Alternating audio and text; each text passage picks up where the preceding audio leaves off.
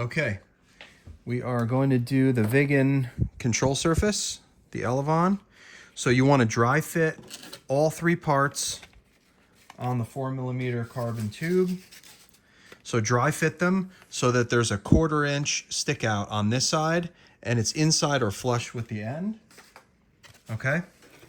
And you want to be very careful with these. Now I printed these in just normal 4% infill, but I'm going to do a modifier. I'm going to tell you to do a modifier where this whole chunk right here, where it goes into the wing, is going to be a 2-wall modifier. You're going to want to build a little cube in your slicer if you can do that.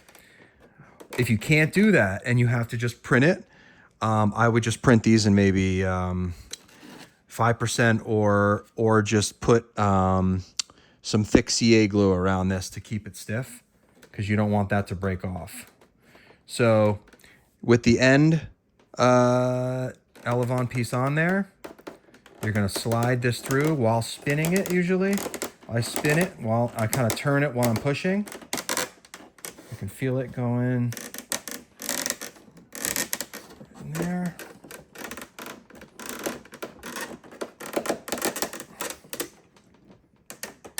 I can see it coming through here. So it's right on the end there. And now I'm going to take my final piece here, stick it in place.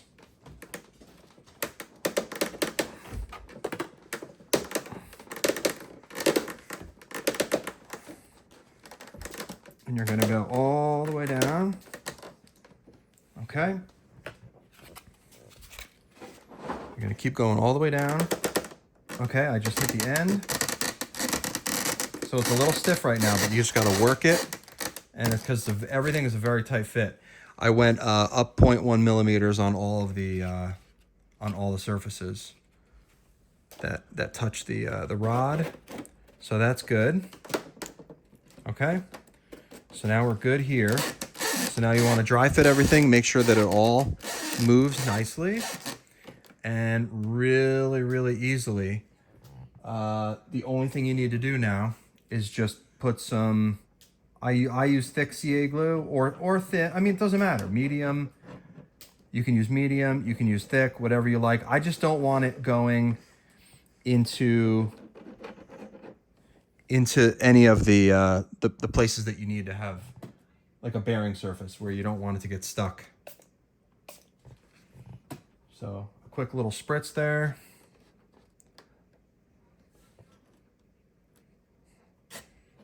And that should kick pretty quickly.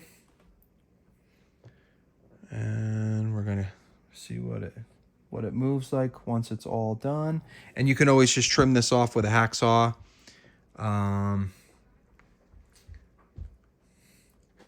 That should be kicked now. Yep, that's hard. There you go.